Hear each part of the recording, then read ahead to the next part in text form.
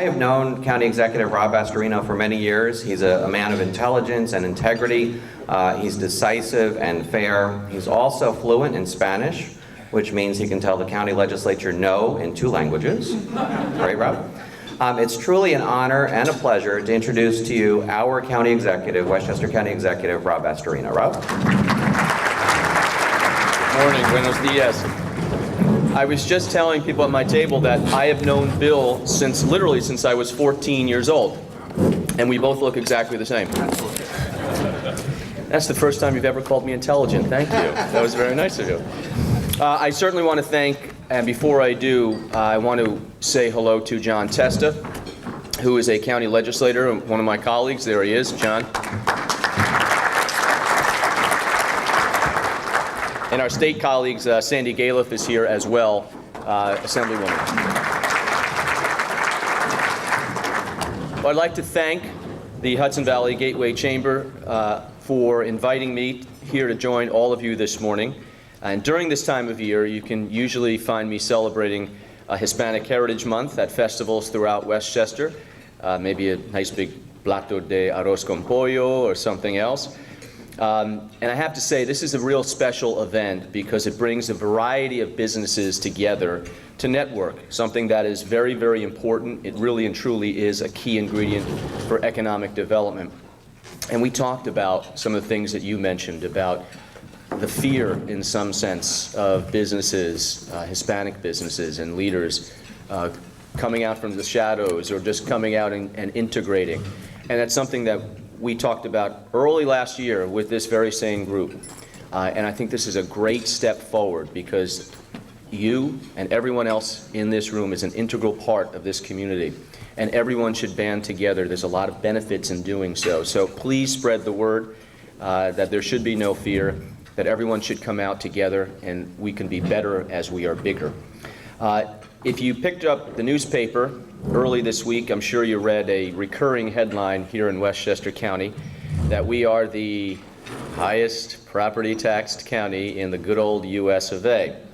Yeah, that's really something to be proud of.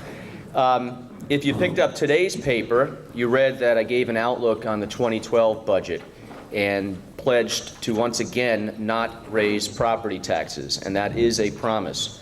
And from day one, I have made economic growth a cornerstone of this administration. I have said this frequently, I will continue to say this, and I will argue with anyone who disagrees. Government does not create jobs. Government does not create jobs. What we can do, though, is we can create an attractive environment for businesses to grow. We can foster growth. We can set up the environment where people want to take risks and put their capital at stake and grow. Part of that is making Westchester more affordable for small businesses. Attracting new businesses and growing our current ones is how we put people to work and strengthen our economy. Last week we had very good news from our neighbors up here in the north, and that was from IBM. And although we don't have all of the details yet, the company will expand and add 950 jobs here in Yorktown, or close here in Yorktown, and up in Fishkill. And in September, we had the announcement that the headquarters of OrthoNet Holdings, which will remain in White Plains, I'm happy to say, will get some financial inducements from the county's IDA, which is the Industrial Development Agency. This could lead to 155 new jobs.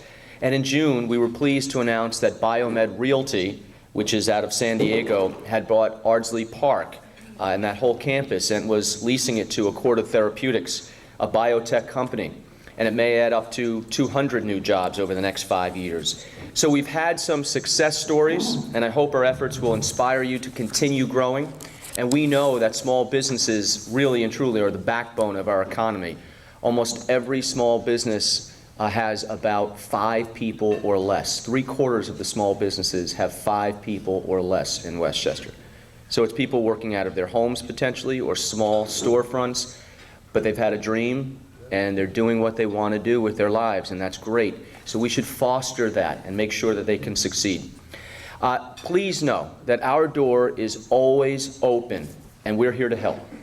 Our minority and women-owned business program is a great resource for all businesses.